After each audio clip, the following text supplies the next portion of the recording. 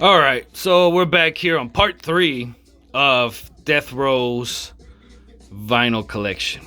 So I wanted to come back to the Death Row's greatest hits. I did say that it's the best greatest hits of all time. However, I failed to mention something, and I want to make that correction right here. So this soundtrack, this greatest hits, it's a great compilation. It is my favorite compilation of all time. However, I do have a few gripes with it. The biggest one is that it has Tupac songs from before he was on death row, and I think that's wrong because it's lacking songs from Dog Food, and it's lacking songs from All Eyes on Me, and it's lacking songs from. It only has One Lady a Rage song, and I know that Afro Puffs is the one that she did, but she actually had a couple of songs on Doggy Style. Actually, no, she had one song on Doggy Style. Was the one that's called Niggas and Bitches, and she had the one on the Chronic that was where she just kills it. The lyrical gangbang. I feel like those should be on this. I think she does. She didn't get enough love from Death Row, but she's on the picture right there. And that's basically what I wanted to get out of the way before I continued, because I did fail to mention that, and that's my bad. So, no further ado, moving along.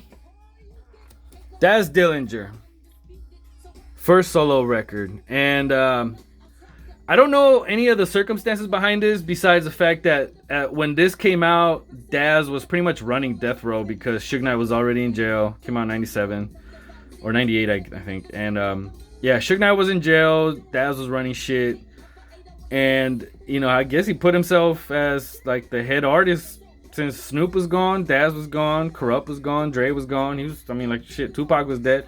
Who's left? This is a very good album too.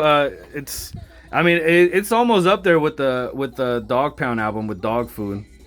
But yeah, Daz really went all out on his production on this one. I mean, everything on this. It has a bonus track, Pimp City, with Superfly.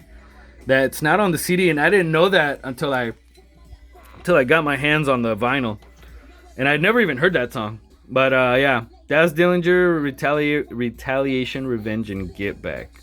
Great album. It's like a 4.5 stars. Moving along, gonna go into some of this Tupac releases. Tupac and Outlaws. Still I Rise. I'm not a super fan of this album. Oh shit, the sleeve is fucked up. Well, I'll get a new sleeve for it in a little bit. Still I Rise. I'm not a big fan of this album. However, it does have a couple of good songs, and I felt like I had to get it for the collection.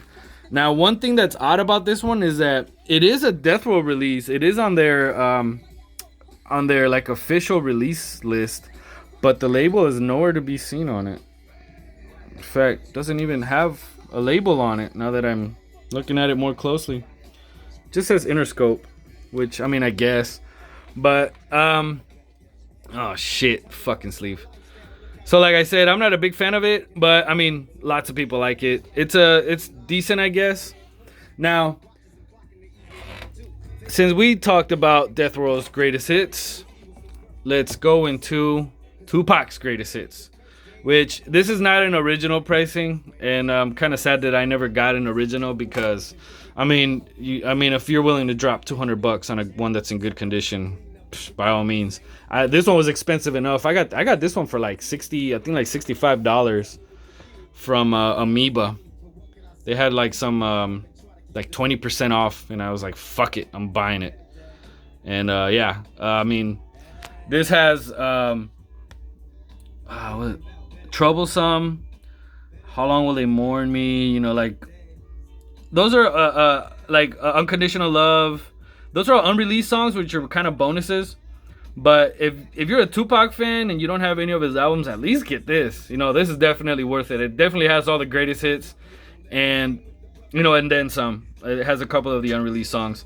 Now, in my opinion, I could make another Tupac greatest hits with none of these songs on it, and it would be just as good.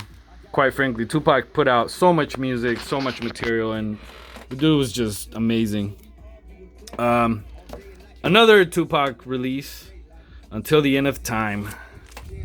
So this one actually does have the label on it. It also has Amaru Entertainment or Amaru Records or whatever the fuck it was called afterwards. And that was a Feeney's label. And this one right here, it's good. It does have a lot of good songs. It's a double album on CD. On this, it has 4. Which All Eyes on Me is 4 records. Greatest Hits has 4 records. Better Days, I think, is 4 records. A lot of them, because like I said, Tupac put out so much fucking music, or he didn't put out so much of the music that he recorded. He just going ham in the studio, and it almost seemed like the dude knew he was gonna die, and he only had so much time to put out music.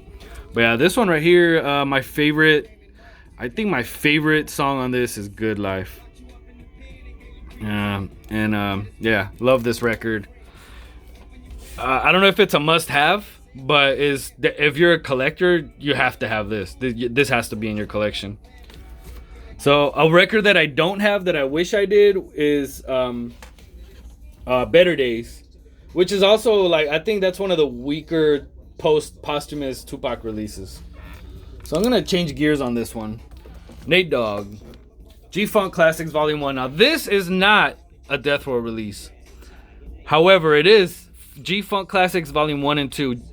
Volume 1 was a Death Row release that I don't know how the whole thing worked out, but Nate Dogg did do an album on Death Row, and it was released. And I don't know what the fuck happened. I never knew about it for the longest time.